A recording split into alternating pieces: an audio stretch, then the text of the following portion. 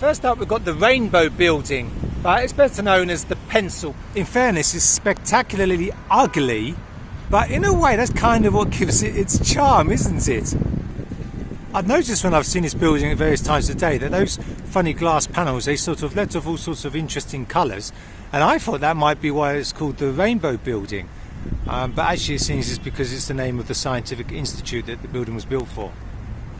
But you know what, I prefer my version, don't you? Now this one next door is, you know, is again a bit not spectacular, is it? But you know, it's not supposed to be spectacular, but it's got something about it at least. Probably its length. This next place is tucked away a bit, so probably, you know, a lot of passers-by don't even notice it. It's quite a bit off the main road. So look at that, you've got the University of Industrial Technology and Design. One interesting thing is the shape of the building. It's almost like a trapeze. Although they've modernised the windows to a certain extent, i.e. put in the double glazing, they've kept the rather cool kind of television box things, so that adds a bit more character as well. In fact, let's be honest, that's probably the most distinguishing feature. Let's play a little game, shall we? It's called Spot the Odd One Out. Yeah, okay, that was easy, wasn't it? Look at this, just the Soviet job plonked right in the middle. We've just done a little day trip to the quaint little city of Novgorod. It's only about 2 hours on a fast train from St. Petersburg, and most people come to Novgorod to see the amazing Kremlin or fortress, which is over there.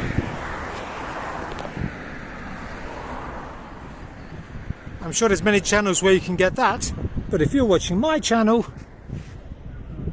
you're probably slightly more curious about that. Here it is then, the city's theatre. Well, one of them, I guess the biggest one or the main one, or certainly the main one in the Soviet style. As you can see, there seems to be some renovation as usual going on.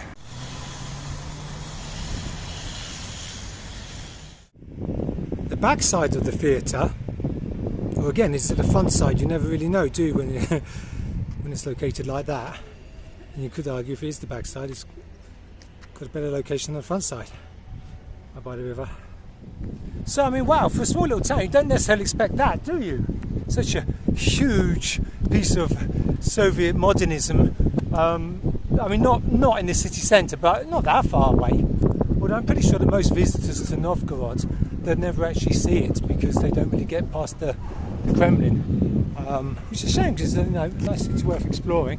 When I last visited this town 10 years ago, surprise, surprise, I saw this building then and it wasn't being renovated, so I'll see if I can dig out an old photo to show you guys.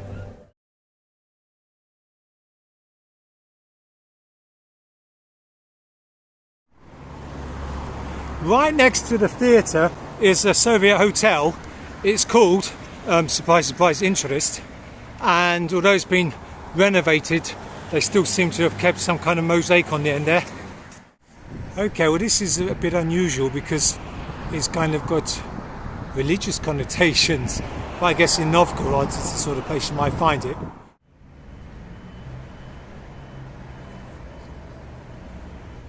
Unless you're a resident of the city of Tver or have ever been to Tver, you're unlikely to have ever seen their train station.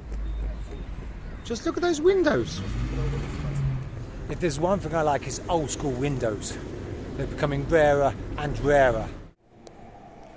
It's pretty cool inside as well. Just look at that massive mosaic going all the way along.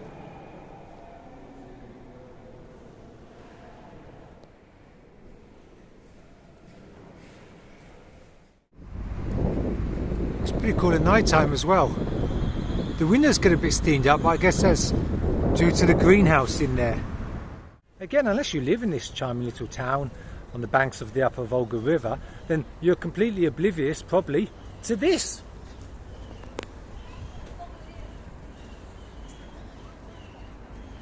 It's these towers, isn't it? That's what's really cool. The main entrance is pretty stylish as well. I mean, if you take away the recent additions of the LED screens, those pylons on the side of the building are pretty cool as well, and even the back of the building. It's no less impressive from the river level.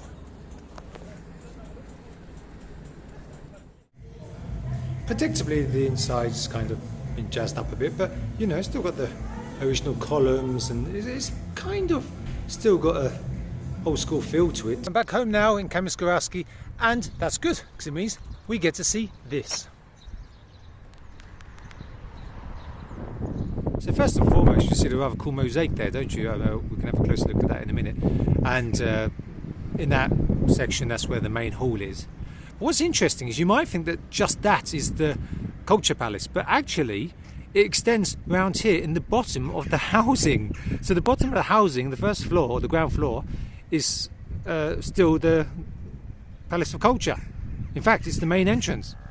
I've seen hundreds of culture palaces. I mean, I love them, they're great, but I don't think I've ever seen one like this that's actually built into an apartment block. I've got to admit, I have missed provincial Russia, as strange as that might sound. You just don't get this space and openness and quietness in St. Petersburg.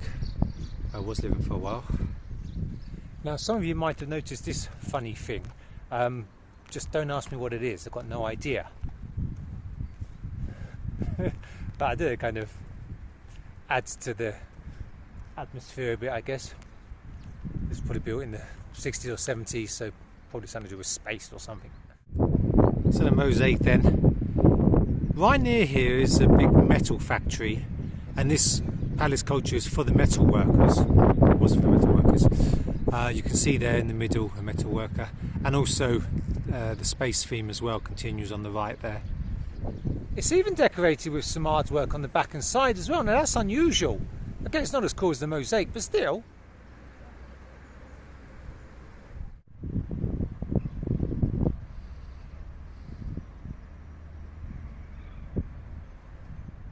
I've got no idea why they recently just stuck these orange things in front. I mean, it just looks completely out of place, doesn't it, in front of the 1960s Soviet architecture.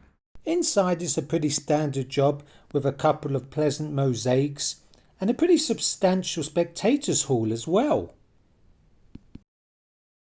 Okay then folks, let me know in the comments which was your favourite one or any other unknown ones that you like. Bye for now.